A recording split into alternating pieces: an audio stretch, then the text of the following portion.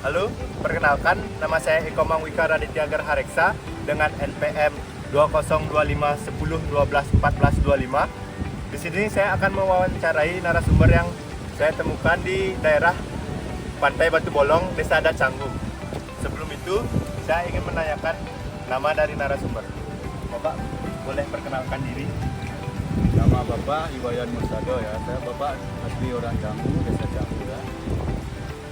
Selanjutnya saya akan menanyakan pertanyaan mengenai menurut Bapak, apa sih yang membuat wisatawan asing tertarik untuk datang ke Pantai Batu Bolong ini? Orang asing yang datang ke Canggu mungkin daya tariknya itu ombak mungkin bagus di sini ya untuk belajar surfing dan keamanan juga bagus di sini. Selanjutnya,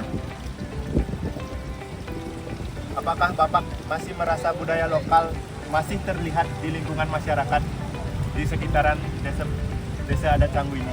Kalau masalah budaya adat di sini masih Bapak masih mempertahankan budaya lokal. Masalah upacara, keagamaan, adat istiadat masih kental sekali. Baik, terima kasih Bapak. Halo semua, perkenalkan saya Esri Entin, MPM 202510121250. Saya dari Universitas Warmadewa, Fakultas Hukum. Di sini saya sedang berada di Pantai Batu Bolong, Canggu. Di sini saya akan menanyakan narasumber kita. Mari kita perkenalan dulu ya. Dengan namanya siapa? Saya nama Wolfgang. Wolfgang. Oke, Ya, berasal dari Jerman. Dari Jerman. Oke. Di sini saya akan bertanya, apa sih yang membuat Pantai Batu Bolong di Canggu ini berbeda dari pantai-pantai yang lain seperti di Kuta, di Seminyak dan Double Six? Di sini lebih sepi dengan di Kuta. Oh, di sini lebih sepi. Apakah ada yang lain seperti misalkan ombaknya enak ataupun anginnya lebih besar gitu, enak untuk tanning seperti itu? Sama saja ini. Oh, sama saja. Berarti perbedaannya hanya di wisatawannya saja. Oke, baik. Terima kasih. Terima kasih, Bapak. In your opinion, what makes Batu Bolong Beach in Canggu different from other tourist attractions such as Kuta Beach and Seminyak? I think it's a good spot. It's a good place because you have more different beaches very close to it. That's really nice. There is a good option for I can say for the surfing because I can say it's lots of different people. You can lots of different coaches, so you can do a lot of surfing here. Waves are great, but I would say it's the trash, the bin should be looked after much better here because it goes more into the water, so there is too many rubbish there. Oke, itu saja pertanyaan dari saya. Sekian, terima kasih. Thank you for opinion, sir. Thank you.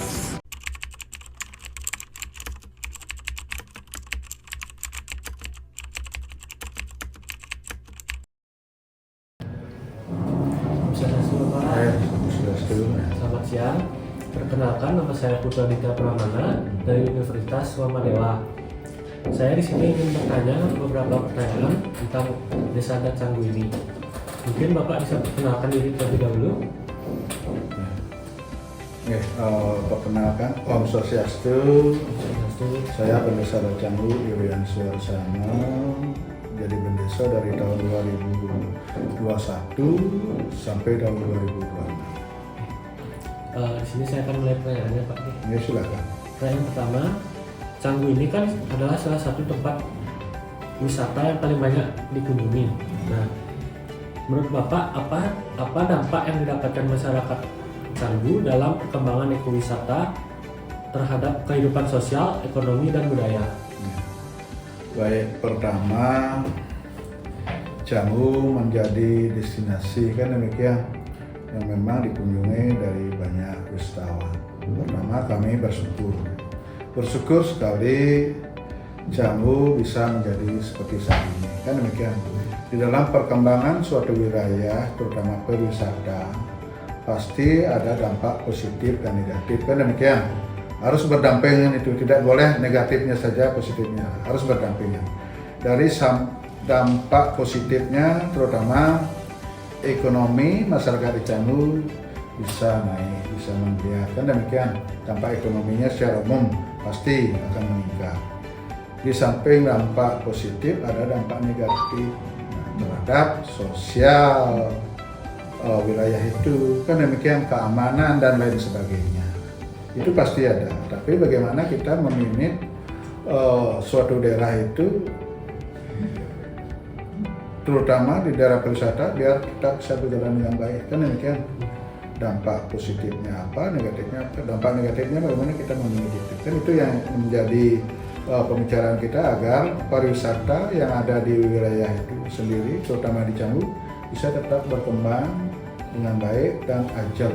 Itu harapan kita di Canggu sebenarnya, karena kita sudah menjadi daerah wisata, bagaimana pariwisata itu bisa berkelanjutan. Itu tagline-nya kita, itu dampaknya. Saya ingin ke pertanyaan kedua, Pak Nge. Menurut Bapak, bagaimana masyarakat adat Canggu merespon perkembangan ekowisata di daerah mereka? Kalau respon dari masyarakat kan pasti bagus ya, bagus, terutama untuk pariwisata seperti Bapak bilang tadi, dengan berkembangnya pariwisata di Canggu tentunya akan membuat dampak yang positif terhadap perkembangan ekonomi masyarakat, sosial dan budayanya. Itu pasti, itu responnya sangat positif sekali, ya, sangat positif sekali. Artinya welcome lah. Kalau kita orang Bali kan pasti welcome. Nah, tidak pernah kita akan mengelak dan lain sebagainya. Yang penting ranah adat itu tidak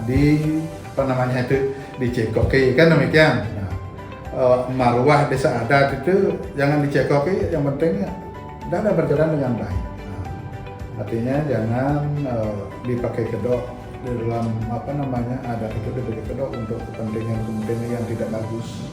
Kalau yang sudah prinsipnya bagus, pasti ya kita orang Bali pasti menerima, mensupport dan lain sebagainya. Jadi saya lanjutkan ke yang ketiga. Bagaimana cara masyarakat adat Canggu untuk mempertahankan nilai budaya di desa adat ini? Untuk mempertahankan budaya, dari satu sisi kan dapat kami paparkan sedikit dari budaya agraris ya. Agraris menjadi budaya saat ini modern lah, walaupun agrarisnya masih tersisa. Bagaimana masyarakat Canggu, terutama bagaimana desa adat Canggu memprotek perkembangan adat dan budaya itu bisa berkembang dengan baik. Apa langkah-langkah yang diambil kan demikian. Satu sisi kita melakukan edukasi terhadap anak-anak muda bahwa akar kita adalah adat budaya yang kuat dan tegak.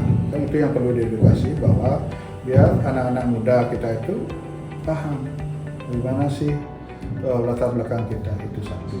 Itu langkah-langkah selanjutnya memberikan ruang dan waktu kepada anak-anak muda kita untuk bereksplor di bidang kebudayaan dan memberikan kesempatan dia untuk menampilkan jati dirinya, pembuatan event dan lain sebagainya, bermaya itu dan lain sebagainya.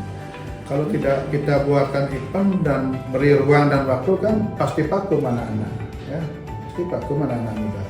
Ya contohnya kalau ada kegiatan ogoh-ogoh nggak kebanyakan demikian. Nah, demikian salah satu contohnya. Kalau nggak ada nanti kegiatan ayah di pura, pasti jarang kebanyakan. Ya, tentunya sekarang kan keadaan anak muda atau Sukaturno di saat ini kan beda. Kalau zaman Pak dulu masih nurut semua. Kita akan buat begini, oke, dah rame-rame. Kita akan sembahyang ke pura A, oke. Sekarang kan nggak. Aktivitas kesibukan anak muda sekarang kan beda. Saya ada acara gini, ada gini, dan lain sebagainya. Itu bagaimana kita meminitkan demikian.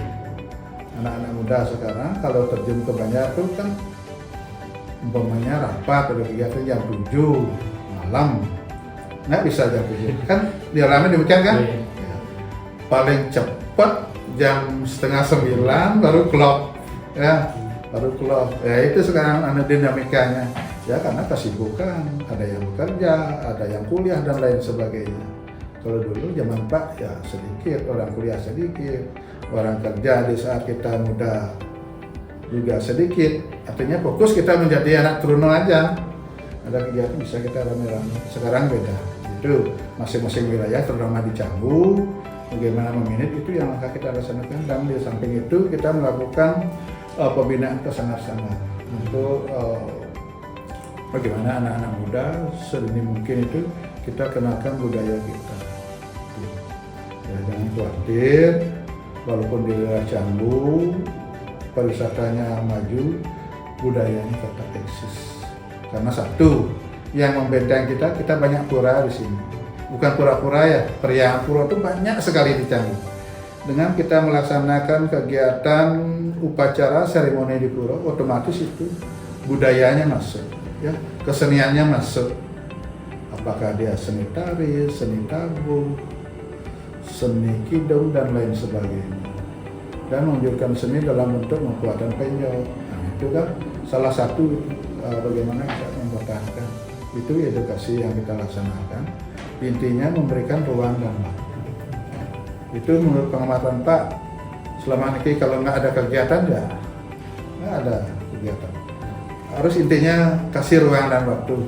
Namanya di sini Canggu kita melakukan pembinaan pembuat lomba gender wayang. Dulunya Pak kliennya aja bingung, nggak bisa jadi pendesa, nggak ada kader, pasti nggak ada yang mau. Pokoknya harus kita kasih dana pembinaan dari itu. Akhirnya di Canggu banyak kita punya generasi-generasi yang bisa memainkan gender wayang. Itu kan sangat sulit itu. Kalau dulu jarang, sekarang tiap Banjar ada. Bagaimana kita bisa memanfaatkan ada odalan di pura desa, kita undang. Ayo ngayah silahkan, kita kasih honor ya penyanyi. Kan demikian, semangat jadinya dia. Udah tahu udah di pura desa 6 bulan, pasti kita disuruh ngayah lagi sama desanya. Nah, canggung-canggung kita kasih honornya tuh, per orang kita kasih 500 gitu. Artinya bentuk kepedulian kita kalau dinilaikan dengan nilai uang kan nggak seberapa itu. Dia sudah berpikir, meluangkan waktunya dan ikut dari sekian ratus anak muda.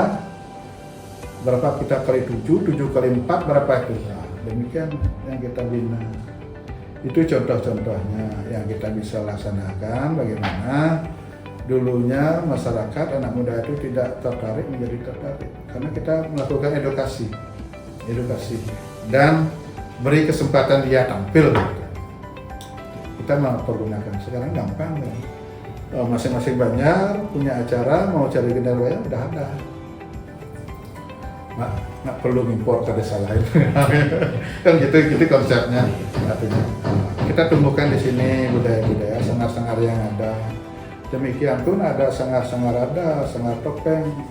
Kalau kita di desa Canggu, di semenjak yang artinya jadi berdesa, dia berdayakan masyarakat lokal kita yang punya SDM dan kemampuan itu. Ya. Pokoknya ngayah.